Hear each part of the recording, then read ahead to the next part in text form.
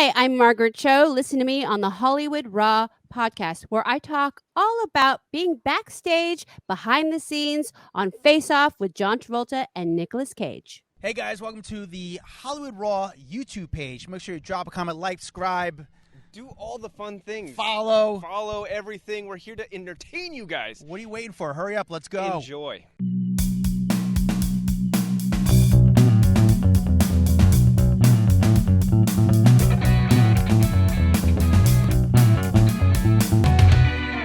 Thank you for doing the Hollywood Raw podcast. You, I have to say, are a comedy veteran. You're a comedy legend. You've done it all in the industry. I mean, you've done. I mean, literally, you've done it all, from numerous amount of specials to books to opening up, working with some of the biggest people out there.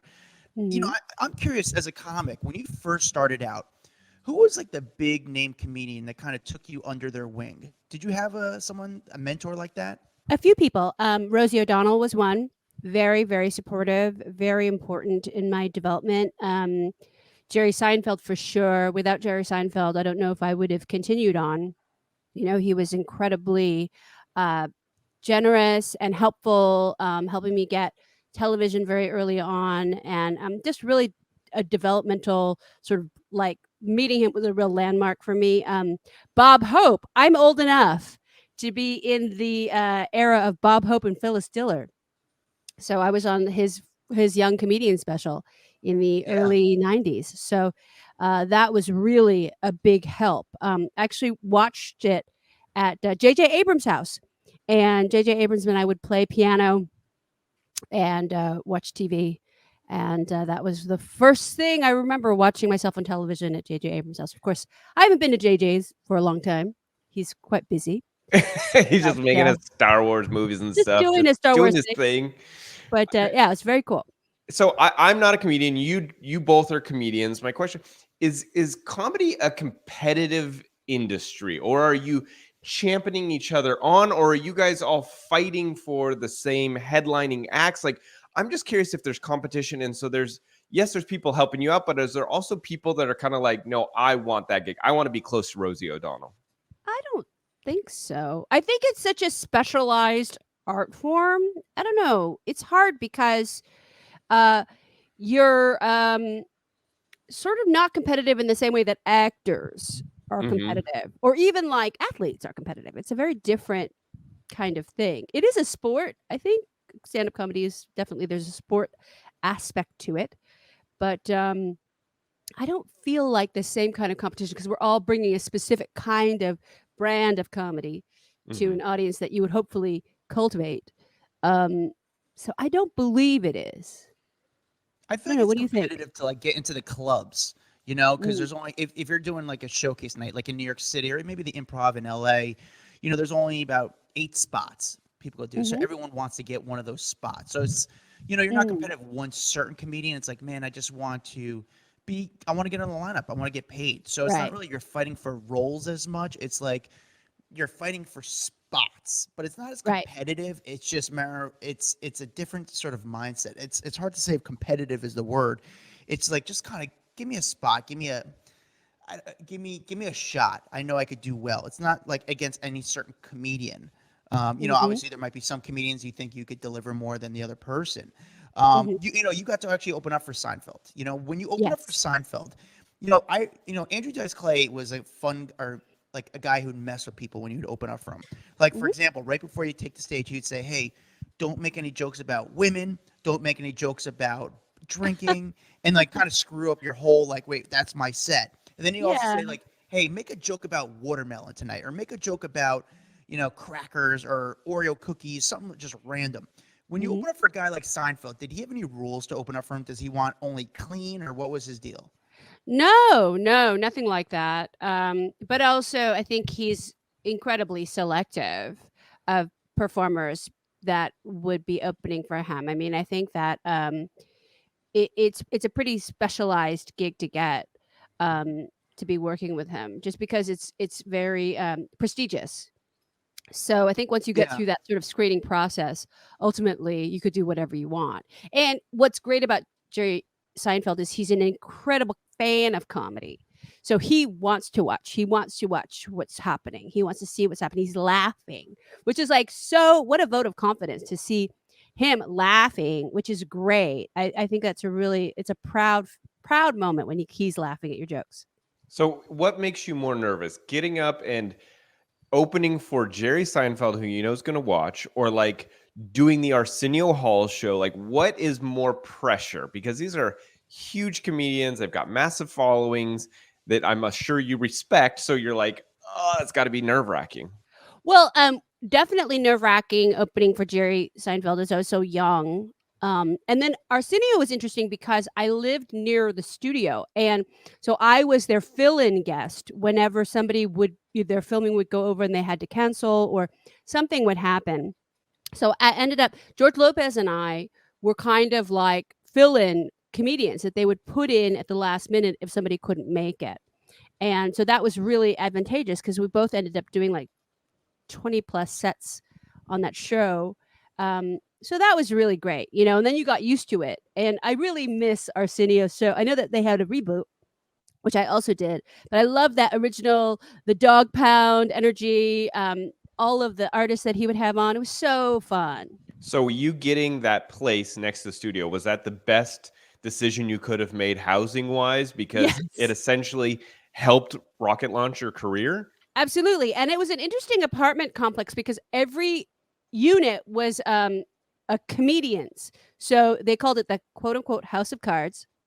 And it was like one floor was like Variety X. So it was like the ventriloquists and the jugglers and magicians.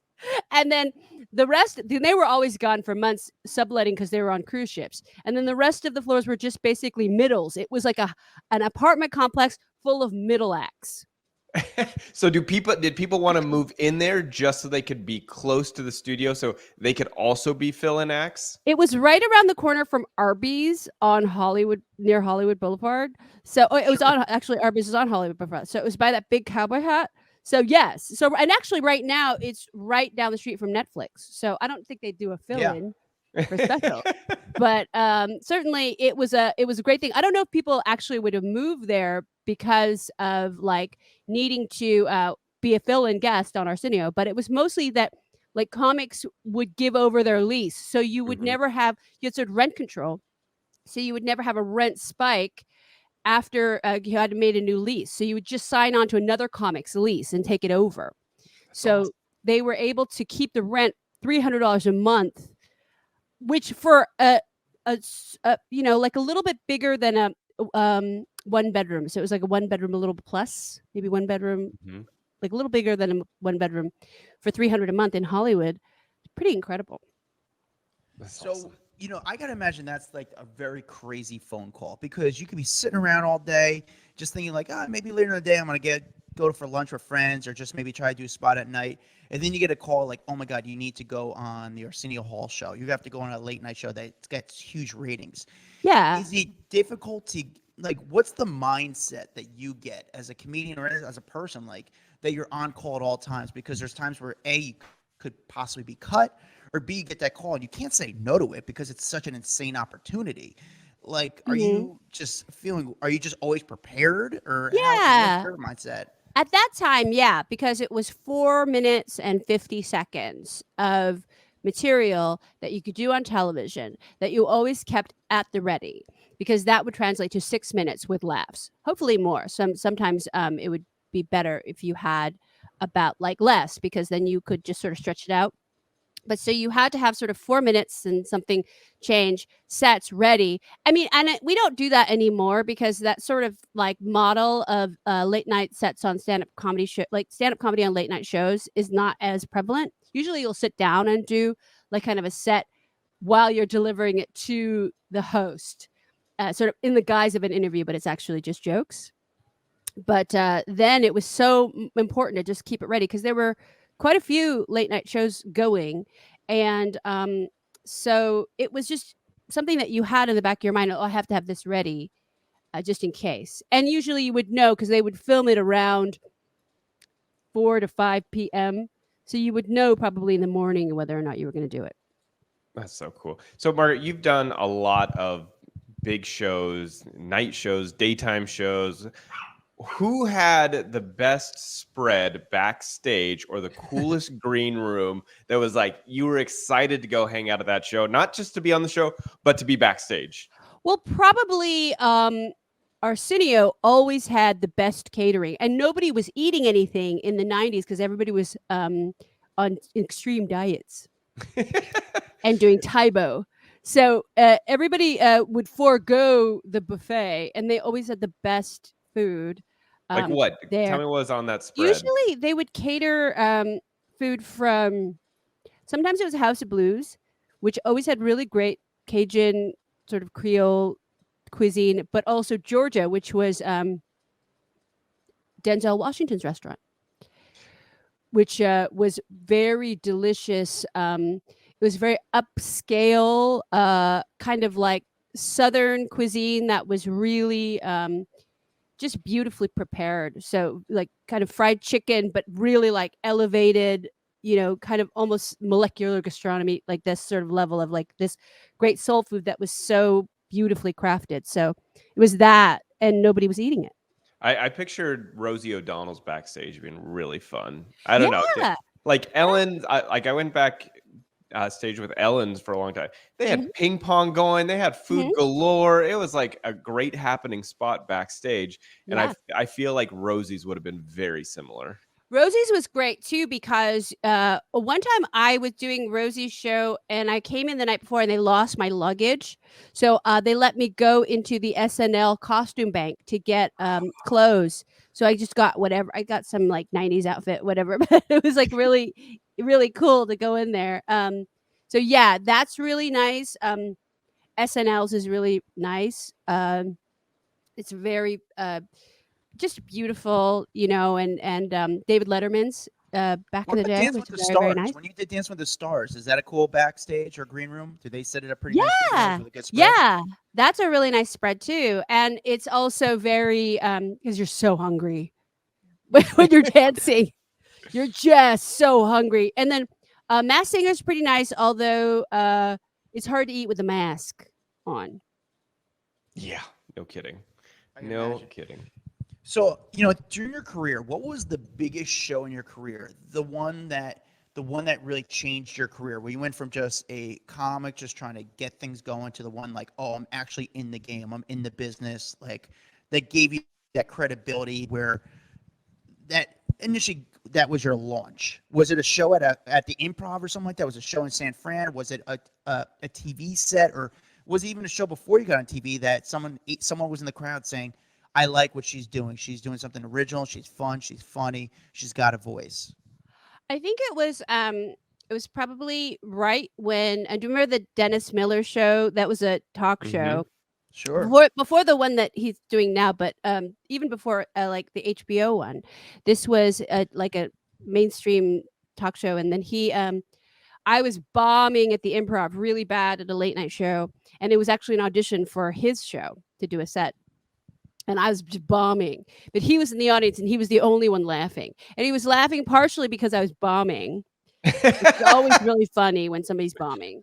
And also because he thought it was funny. And so that got me the job on the show, which elevated sort of a lot after that, so getting that was probably my first late night talk show stand-up comedy appearance. So from then came like Letterman and Tonight Show and all of those other ones, which was really incredible. That is so cool. And when you do, I guess, hit it big and you're on the evening whatever shows, how do you get a manager? Is it like a manager sees you on the show, or someone who wants to rep you, they see you and then they reach out to you, or are you hustling trying to find them? I already had one before. Yeah, I had one before that. I've had a couple of different managers. I've had some interesting managers. I used to get managed by the same team that managed Michael Jackson. So I was part of the Entourage backstage when Michael and Lisa Marie got married and were kissing. No, you were there for that? I was there for that. I was just in the backstage, and it was so funny to see them come back through. And Lisa Marie's actually a friend now. I didn't know her very well then, but I was just part of that very extended entourage. So I had management at that point. I think because in the 80s and 90s, stand-up comedy was such a big commodity. You wanted to find that comedian who you were going to develop a TV show around. So they were looking for younger comedians who had a very specific point of view.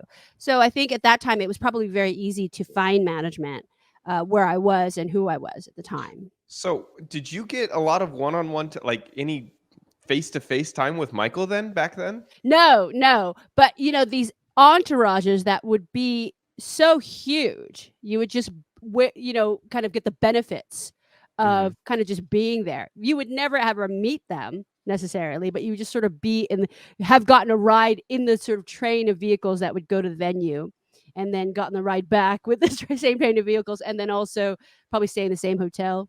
I am so fascinated by this because he was such like a mystical person and so famous. Like, what kind of entourage, like you say it, but like how many cars did Michael kind of go around with? How many people were in Michael's entourage? Quite a few, quite a crowd of people, whether it was just the management team or it was the junior management, it was the agents, it was also publicists, it was also people from networks, all sorts of people just trying, makeup, hair. Like I remember opening for Stevie Wonder, and he had such a huge entourage, and then a core entourage of women who were all dressed exactly like him. Yeah. So there were 5 women all dressed exactly like Stevie Wonder, who were just sort of in a they were sort of his bodyguards, which was really cool. So they were just in a sort of semicircle around him that were helping him. That's so awesome. I love this. Yeah, that's pretty cool. You know what? I'm assuming you write all your own material. Is that correct? Yes. You do. So when you come out with a new special, that's all you. You're sitting at home, you're writing. You don't have help. Maybe you have like a comic friend of you, just kind of like, what do you think of this? Or just a friend. Oh yeah. Oh, I take tags. I take tags. Like I will take anybody's tag. Like I'm using. I'm using that. You just you just do it. I mean, that's kind of one of those things. Like I don't really sit down and write. I kind of just have notes everywhere, and then I try to do sets as much as I can.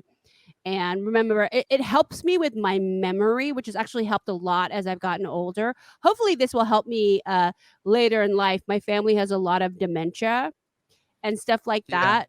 And so hopefully this will ensure that I try to keep some of my brain. I'm working against these hereditary factors. What are your thoughts on a lot of big comedians, that are not writing their own material? And I'm not going to name specifics. I think you probably know some people that, they're doing theaters and they're not really putting in the groundwork. Like guys, I respect Kevin Hart because Kevin Hart I know he has this friend who actually he writes with, but Kevin goes and does the clubs and starts working smaller rooms before he does these theaters. But so there's other bigger comedians out there who really don't write their stand-up, but then all of a sudden they'll pay the writers to basically say at the end of their special, hey, written by their. But wait. Sorry, me not being a comedian, is that a bad thing? Because I feel like there's a lot of writers for TV shows and music and all that. Is that negative in the comedy world? No, I don't think so. I think it depends. I think that, it's a great thing if you can have somebody that can write from your perspective. For me, it's just kind of like, I would definitely love to have people to write with, but in a sense, it's very hard to, because I don't have people who sort of understand what I'm doing or where I'm coming from. But certainly, I think it doesn't really matter, because you're the one out there performing it. And at a certain level, you're just so busy, you can't have that luxury of going out to doing 5 or 6 sets a night, like in New York City, or going on the road. You have this like special, you've got to put it together really fast. I mean, everybody understands that. Is it hard to be funny? It's the illusion, though. Yeah. Is it hard to be funny this day and age, because there's so many restrictions, there's so many boundaries, everyone gets upset with everything, that I feel like comedy should get the pass, but then we see people not get the pass in comedy. Is it tough to write material this day and age? It makes you more thoughtful. It makes you more aware of what is going to be said and how it will be perceived in say 10, 20 years. I mean, things that are funny in 2012. Now, it is the year 2012 where everybody putting out problematic material at some point or another, or tweets or whatever. It's not looked in the same way now. Mm-hmm. So we don't know how it will be perceived later. But I think it's just what it is society trying to recalibrate itself, in that we realize we have lived in a racist, homophobic, sexist, classist, ageist, all sorts of biased society. And we're trying to reconcile that with our present day values. And I appreciate that. So I think it's just about being thoughtful. I always appreciate the funny things, though. So as long as it's funny, I think it's great. Mm-hmm. Yeah. You don't get offended, do you? Well, let me ask you, do you get offended by when stand-up comedians go out there and they make a joke? And obviously, I think we have a good voice, or kind of know like their intention. Their intention is trying to be funny. Are you do you get easily offended? No, I grew up in an era where it was all jokes about Asian drivers. So like when you're a comedian in the 80s, like you're always going to do an Asian driver joke. It's a really hard thing to kind of get offended after being pummeled with that for so long. So I don't know. I think like I appreciate anybody who's trying to be a comic above whatever they're saying. I may not sort of laugh at certain things, but I'm not somebody who's easily offended by anything. I hear you. I hear you. What I want to ask you, what is it like doing stand-up comedy today compared to was years ago when you started doing it? How is it compared to each other? I think it's like now we have more of a cohesive society, in that if you want to do really topical material, that's things that are happening the same day, you can, because everybody is sort of coming from the same place of knowing what's going on. So you can actually talk about things with everybody sort of understanding, because of social media and the way that we take in news. There's so much of a cohesive understanding of subject matter that you don't have to do as many setups. So that's convenient. Now I think it's interesting how comedy has become very combative, and people are attacking comics, which is it's very interesting. I'm like, wow, that's new. Rarely would that ever happen. I don't think it's ever happened. I mean, it's never happened to me physically. Yeah. But that now it's more commonplace. That's kind of that's very new. So you talked about being like when you were young doing like sex phone operator. When you were like 15, how does that come about?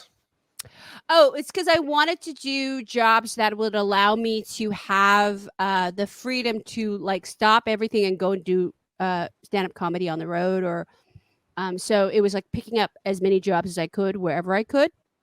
And that job was interesting because it was this bank of phones, and women were talking on the phone.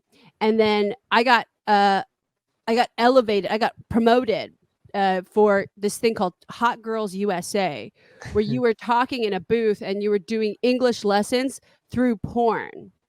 So it was very simple sentence structure, but it was all about, sex. And there's noun, verb, whatever. It was very easy, but it was also like this paid more, and it was fast. So that was one of the jobs that I did. So when these calls come in, just because I don't know much about, obviously things have changed so much, it was the phone just constantly ringing and then like someone would pick it up, or like was there like a high time and they had to have a ton of women in there grabbing phones? Like I'm just so curious. Yeah, that was in the bank of phones. But then my friend and I, who got these Hot Girls USA jobs, we were at the end of the hallway in a recording booth. So we didn't actually have to answer the phones, but our messages would be played. Okay. And later. So we didn't actually have to talk to anybody. So I think that's how they fascinating. skirted around child labor laws, even though it's totally illegal anyway. Yeah. Like there was something about the fact that we weren't actually talking to people, which is really hard to do because you have to keep them on the phone to get paid. Yeah. So after they nut, it's like it's really hard to keep them on the phone. But fortunately, I They're never like, we don't want to snuggle. Goodbye. yeah, they just hang up, and then you're done I'm gonna wash charging my them. hands. So it was so much easier to actually do it from a recording booth, and you didn't have to talk to anybody. That's so funny. Yeah. How hard is it to sell a show to a network? It's really hard to sell a show to a network, I think. I mean, it depends. I think everybody's experience is different. For me, I've done it a few times, and it's really hard because it's not hard. It's more settling on what you're going to do. Usually, to forge the relationship is easy. So if you have some entity that you would like to work with, that usually works out fine. But it's more fine tuning the product or what it's going to be and getting everybody to agree on that and sign off on that. That's where it becomes tricky. And when I was doing my first show, All American Girl, which was in 1994, it was very challenging because you had a raunchy nightclub comedian coming into the realm of 8 p.m. family television. And at that time, we only had 3 networks, and Fox had just started. And Married with Children was incredibly controversial at the time. So it was like a really different world of television. So you had to sort of negotiate a lot to get through. And then later, later shows have been just, it's always a challenge to get the network to sign off on something. But it's easy to make that initial contact and like, we're going to do this, but it's hard to get through to the very end. So looking back now, because obviously hindsight's 2020, what do you think would have helped All American Girl succeed more? Is it the time slot like you just mentioned? Is it give it 2 years later and it would have been on Fox? Like, I'm just curious what you think would have been that catalyst to keep that show on. I don't know. I think there's a couple of things. It was historically unfortunate because we appeared the same year as the LA uprising. And the last time Koreans had seen themselves were on their rooftops with shotguns during these, big Rodney King protests. So it was very challenging for them to watch themselves. And I was not particularly their spokesperson that they had elected for because I was a woman, I was queer, I was a very raunchy comedian. I wasn't college educated.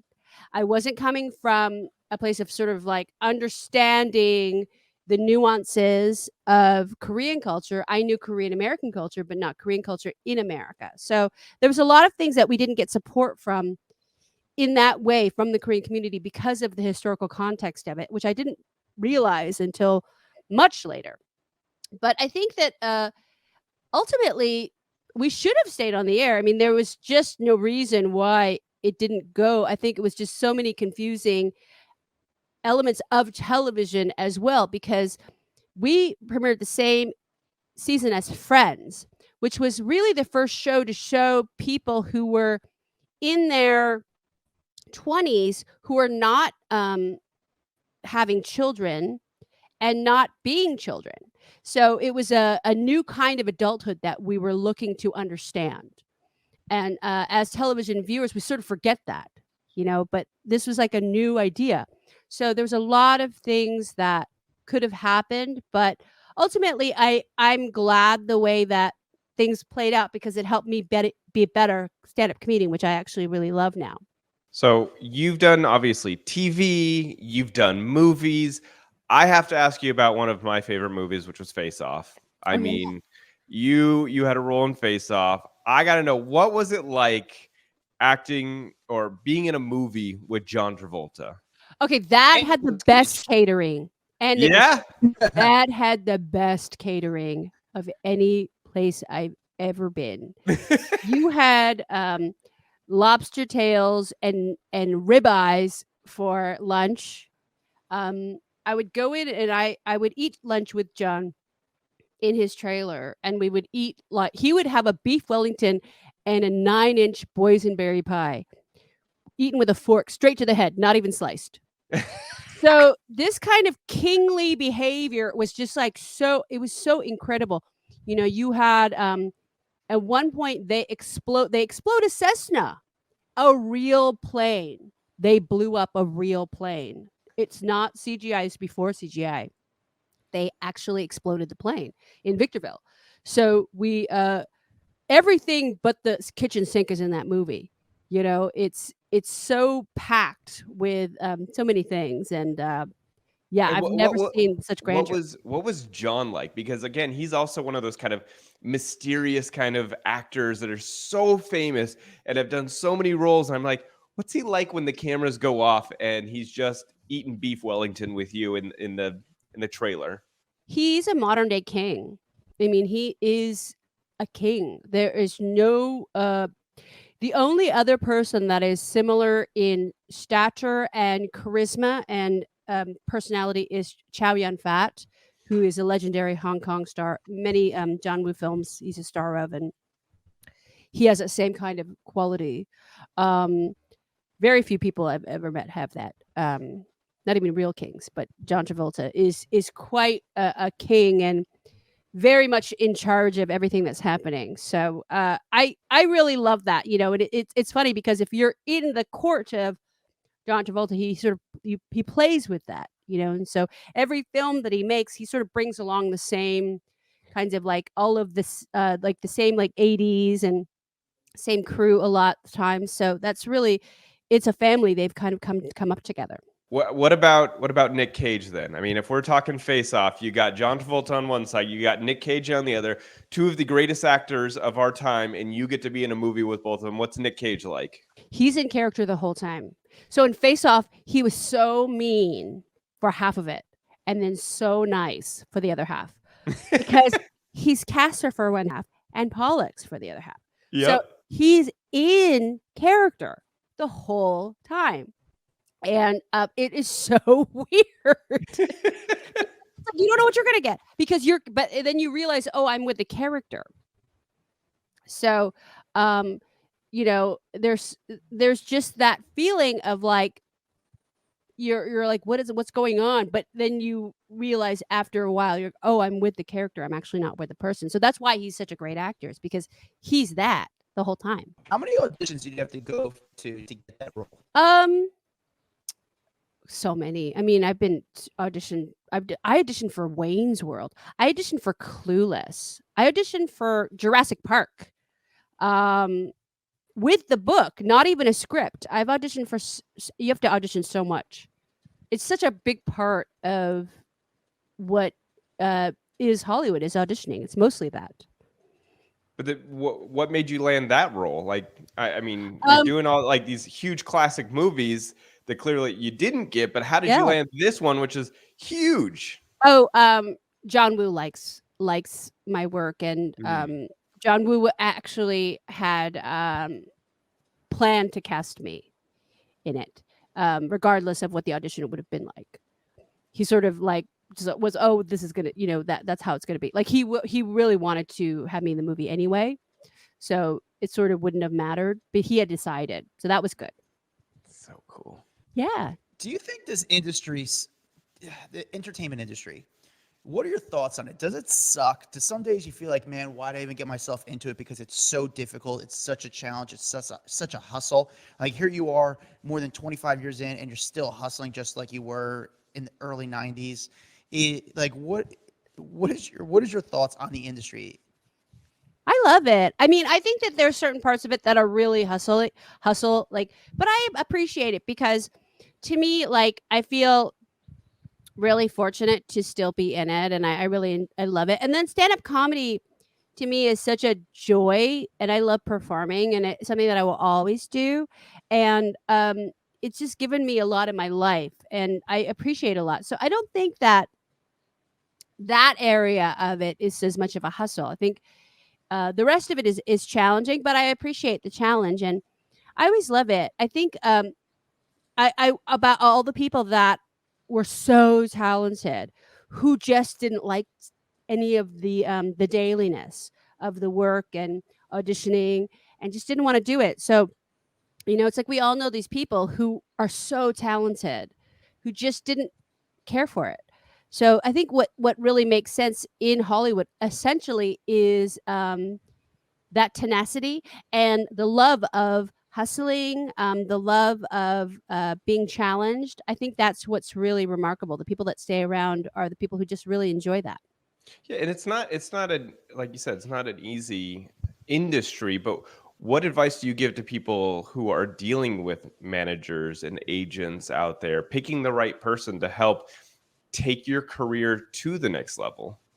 I think it's just about trusting your instincts and also knowing that it's really important to read the fine print on everything and to Hmm. read contracts before you sign and to really understand what you're getting yourself into. Um, because stardom and fame come really quickly when you can't even picture it. Like we never know what's going to happen. That's one of the great things about this industry is that you just don't know. Hmm. And you just don't know who's going to be sort of like the next big thing. And it could be you. It most likely will be if you stay with it. So it's just to be aware of that and that the possibility is always looming and to not lose hope, but also to be cautious because there are people who see that and know that that possibility is in you. And so many people that I worked with in the past have gone from total obscurity to massive fame. And it seems like it's in the blink of an eye, but it's a lifetime of work. And they signed away rights that they shouldn't have because they didn't believe that they were so excited that somebody believed in them that they thought, oh, well, never going to happen. But, it really does happen.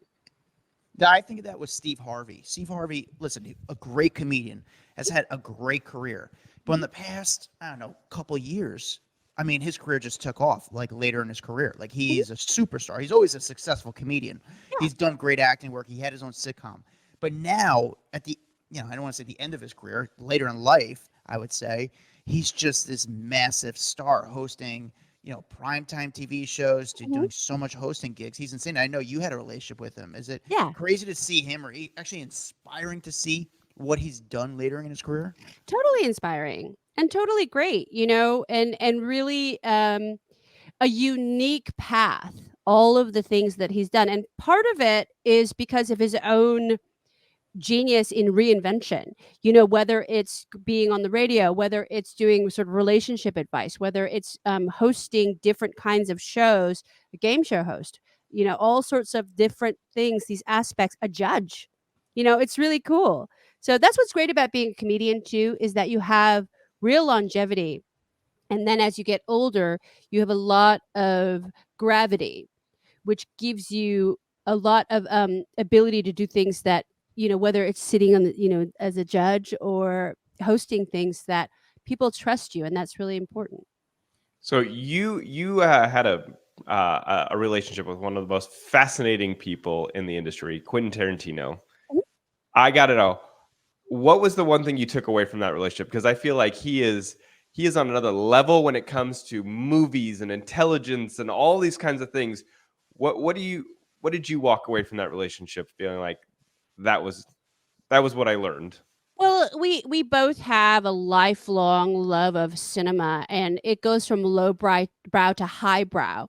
That there is no nothing too quirky and low budget. There's nothing so like highfalutin that we can't get all over. And my favorite thing was when he bought out the inventory of the video store he used to work at, Video Archive. So we had 8,000 movies to watch, and he had a player, a huge television that letterboxed everything. So we would even watch like Family Ties in 16:9.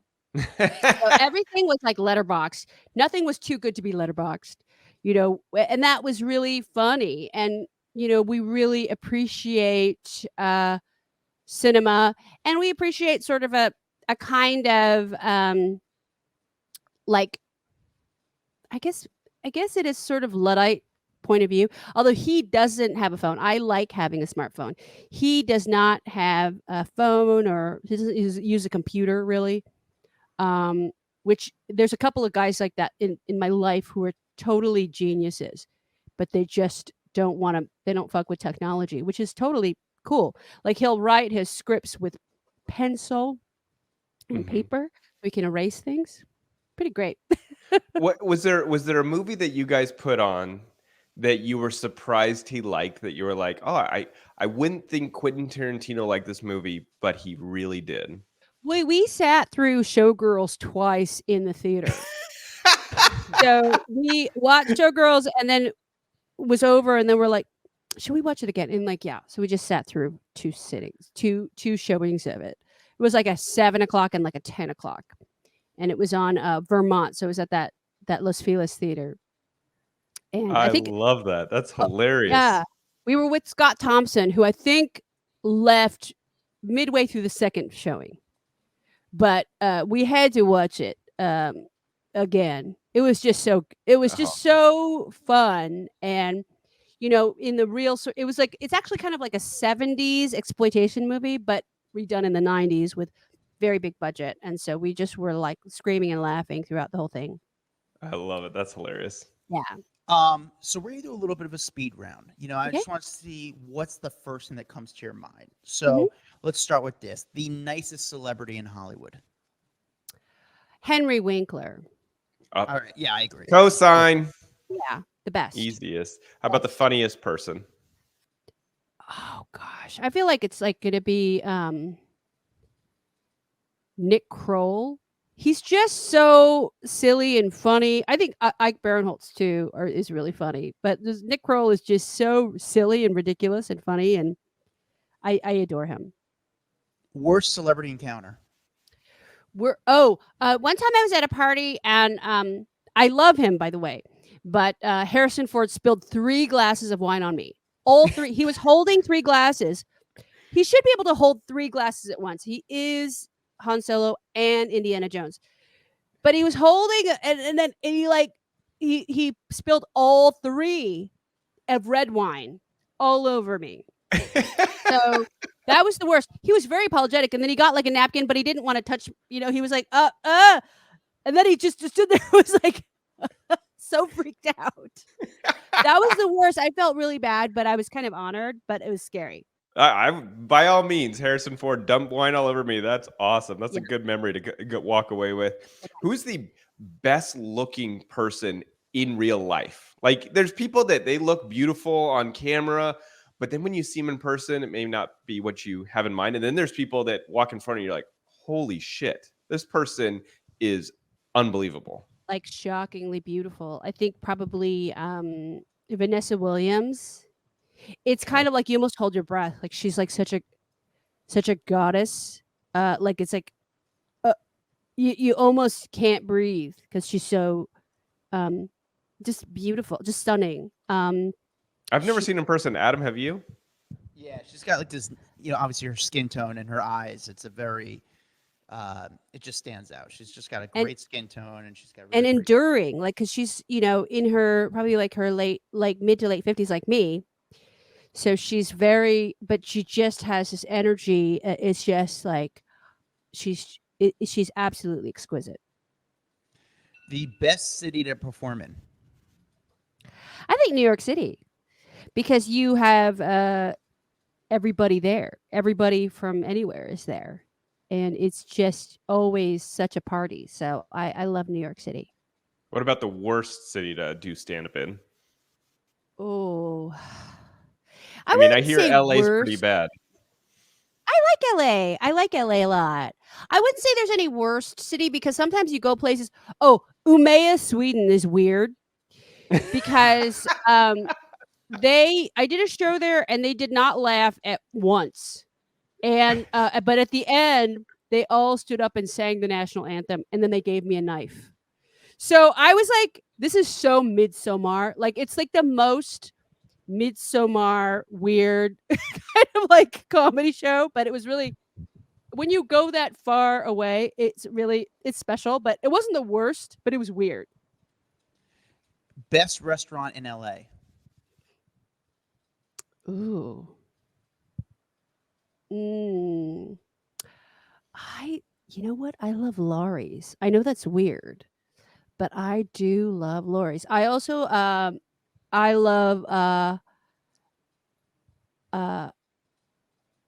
any K barbecue, any K Parks barbecue. Parks, I think, is the best.